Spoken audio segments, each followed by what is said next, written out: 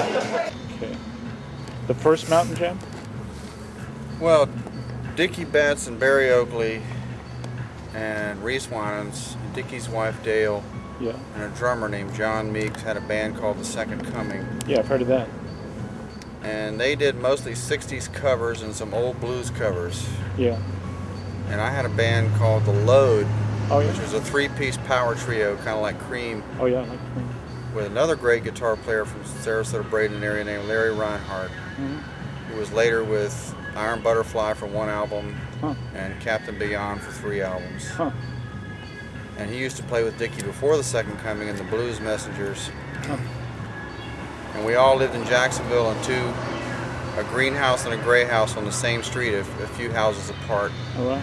in a hippie communal sort of way. Oh, yeah. Just one story deal? And there was a period where they were The Second Coming and we were The Load. We had the same manager booking all the same gigs together. Then Duane and J-Mo came to Jacksonville on trips to Daytona to see Duane's mother or just hang out. Yeah. And he lived with us and jammed with us, him and J-Mo, and we had a jam period that pre-Allman Brothers. Yeah. And in these jams, we would just play whatever we felt like playing, and we'd stretch out for hours. Oh, wow. Start at 8 o'clock at night and finish at 6 in the morning. Wow. And during those kind of things, that we would experiment with things like Duane would just launch out on the melody of Mountain Jam, and then everybody would just fall in and stretch out, you know. And I have tapes of some of those jams. Oh, damn. I'd like to hear those. And we don't have Mountain Jam, but there's other tunes we have. Yeah. But that went on for quite a while before Greg was asked to come from California to hang out in the jam scene, and before the Allman Brothers were born. But the rest I'll tell you later. Where did you play those? In the house or? Well, we rehearsed. Well, The Second Coming had a greenhouse, a 2-story cool old, like a Victorian house. Yeah. Still there today. Oh, wow. And everybody lived in 2 band houses, 2 bands, friends, girlfriends, wives, babies. Wow. And those are great rehearsals. There were rehearsals in those houses. There were jams in those houses, and there was outdoor jams on Sundays that we used to play for the hippies for free. Oh, wow. To bait the hippies to come to the other gigs and pay. Which they didn't mind doing because we gave them great free music. But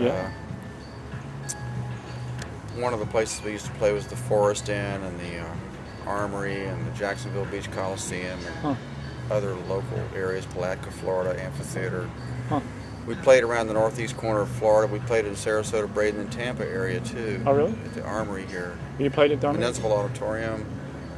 And we did that kind of stuff. Those jams evolved into things that later, when they did form the Allman Brothers Band, that the double and triple guitar work that showed up in the Allman Brothers Band actually originated in those jams. Yeah. And some of the long jams that evolved into songs that Dickey wrote, like the Elizabeth Reed and some of those great jams, you can hear elements I bet. from the other jams that ended up in these arrangements later. And so that must have been nice. It was great. It was really magical great. Times.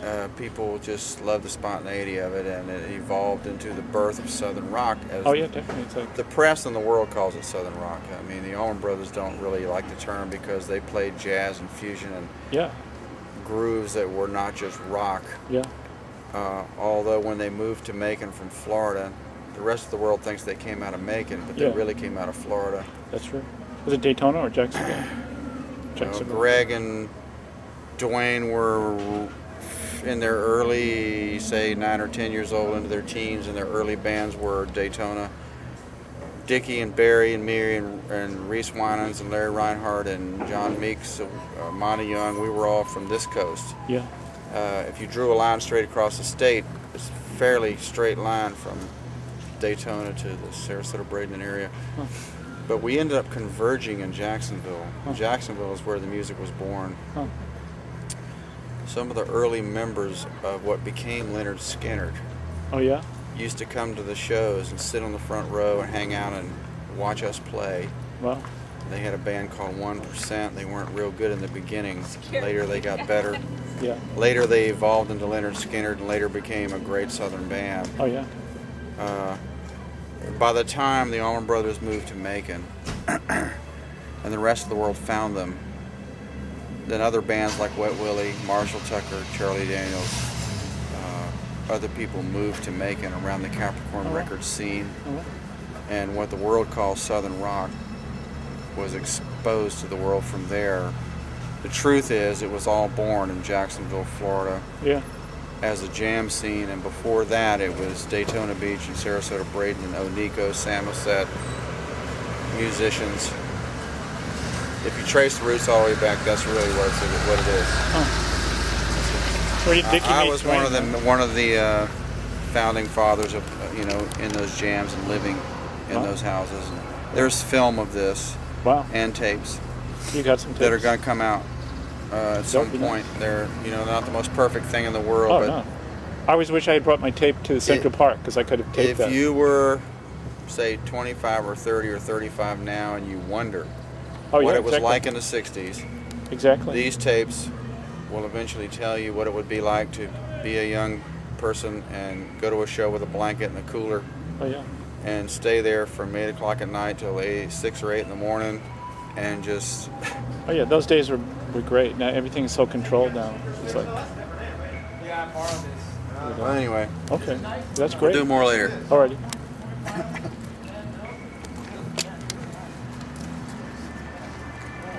Alright, well, catch you, bro.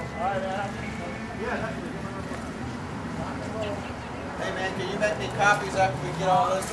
Yeah, definitely.